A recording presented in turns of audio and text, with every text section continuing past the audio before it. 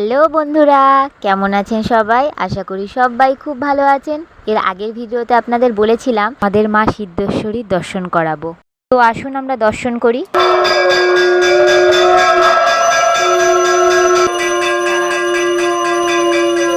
তো আজকে কৌশিকী অমাবস্যা, আমরা একটু সন্ধেবেলা পুজো দিতে গেছিলাম মেয়েদের নামে, বাড়ির সবার নামে। তো দেখুন আমাদের মন্দিরটা বাৎসরিক পুজোও হয়, সেটার ভিডিও দেখাবো যখন আমাদের মায়ের বাৎসরিক পুজো হবে।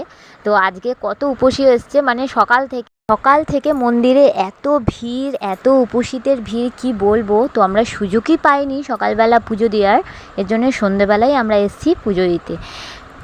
পুজোর শেষে মোমবাতি দিয়ে মাকে আরতি করিয়ে বাইরে একটা সাইডে মোমবাতিগুলোকে জ্বালিয়ে দিতে হবে। তো আমি অপেক্ষা করছি যে আমার বড়দির কখন মোমবাতি ধরানো শেষ হবে, তারপরে আমি মেয়েকে নিয়ে মোমবাতি ধরাবো। তো আমি মেয়েকে নিয়ে একটা মোমবাতি জ্বালালাম, আরও দুষ্টু মিষ্টিকে নিয়ে একটা জ্বালালাম, সবাই মিলে মোমবাতি জ্বালিয়েছি।